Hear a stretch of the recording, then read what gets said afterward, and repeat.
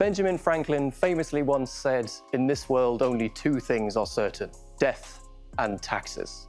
Well, in this modern world, I would like to add a third thing: the BMW 3 Series. It's been with us for more than 50 years now, and has become a symbol of the BMW brand. Handsome looks, useful practicality, and, more than anything else, handling to die for.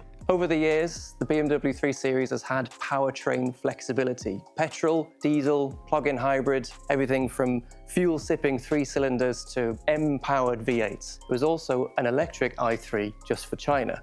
Now though, the electric 3 Series is going global, thanks to BMW's Neue Klasse project. Munich isn't doing things by halves either. This ground-up reinvention of the 3 Series claims to be the longest-range electric production car the world has ever seen. My name is Jake, you're watching Car, and this is the all-new BMW i3.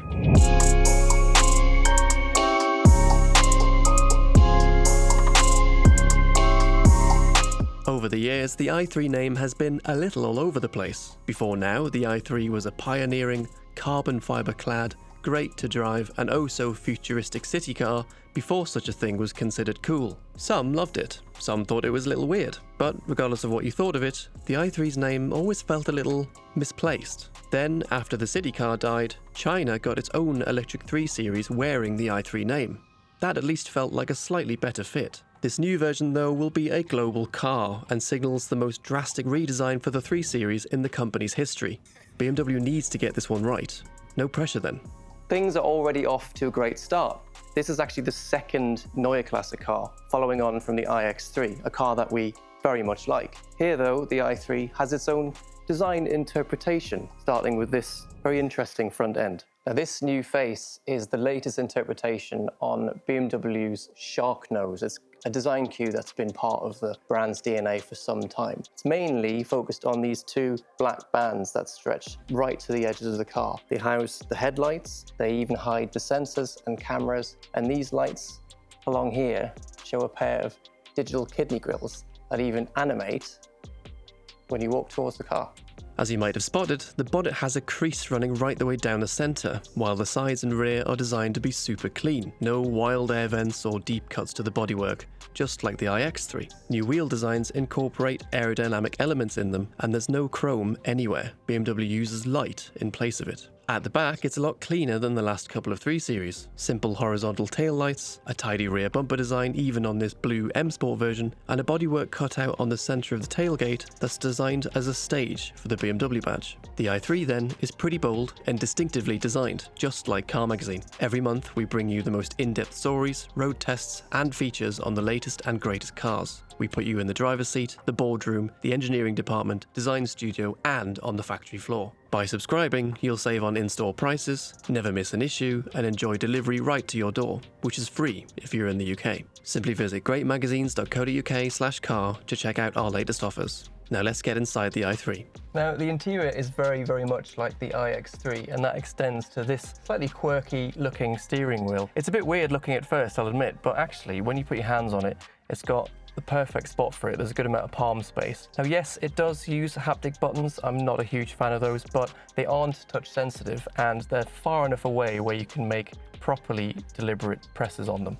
Like the iX3, they also have different designs based on spec. What you may have noticed before anything else though is the new panoramic iDrive. Again, this launched on the iX3, it's coming to the i3, and it'll be on every new BMW model over the next couple of years. It's high resolution, it looks really clean, and you can actually customize it with widgets and certain information. It'll even change depending on the drive mode you're in, so you'll get things like the power meter or G sensor when you're in sport, or you can even add things like air quality or weather. The amount of technology that you can get on this is pretty serious. If you have the My BMW app, for example, you can remote park your car completely nowhere near it. You can be outside and you can watch it do the whole maneuver. And because of driver assistance regulations, there's something called motorway assist. It effectively allows for proper hands-free highway driving. I've already tried it on the iX3, testing it on Spanish highways in late 2025, and it works really well. The system uses driver monitoring via a camera on the rearview mirror to make sure you're not distracted, and it'll even suggest automated lane changes if you approach a slow-moving vehicle. All you have to do is look towards one of the door mirrors, and the car will change lane for you. And yes, it will put the indicators on.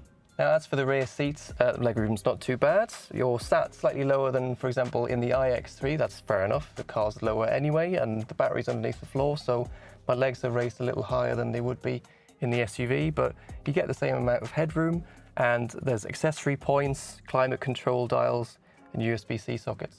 Just one powertrain has been announced so far, a 463 brake horsepower dual motor 50 xDrive model. The battery size hasn't been confirmed yet, at the time of recording anyway, though we suspect it'll pretty much be identical to the massive 108 kilowatt-hour battery in the iX3. It'll run on an 800-volt architecture that allows up to 400 kilowatt DC charging and enables you to power external devices, or even your house, via bi-directional charging. The biggest headline though is that range figure. BMW claims a maximum potential of 560 miles, toppling the likes of the brilliant Lucid Air Touring and tech-fest Mercedes CLA to become the longest range electric car by quite some margin. Engineers say the i3 has had a few chassis tweaks compared to the iX3 to make it feel like a proper 3 Series to drive, namely via subtle revisions to the suspension, anti-roll bars and tyres. Ben Barry has already been for a drive in a prototype in the snowy wilderness of Scandinavia, and the signs are very positive, if very similar to the iX3. Darty, if light, steering, great body control, and a car that feels more athletic than its 2-ton plus curb weight might imply. All of this also puts the i3 in good stead for the M division to really do its thing.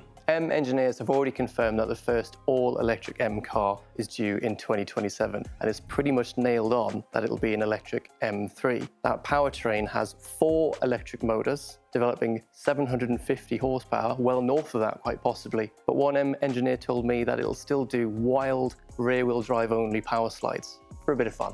Fear not though, all of this talk of an electric 3 Series doesn't come at the expense of a combustion engine one, and neither will the M3 be electric only. BMW is running its electric cars in tandem with ones that still use combustion power. The next generation 3 Series, which will come with combustion and plug-in hybrid power, will benefit from the same Neue Klasse design and technology improvements that are on this electric i3. It's the same story with the next M3. There will be an electric one, yes, but our intel suggests that the straight sticks will survive another generation, approved to meet Euro 7 emission standards. We're not expecting BMW M to make the next combustion-powered M3 a plug-in hybrid either, like Audi has done with its new heavyweight RS5. So there you go then. Death, taxes, and the 3 Series. Even if there's now an electric version, it'll still remain an absolute certainty. And that is one reason why we can breathe a sigh of relief.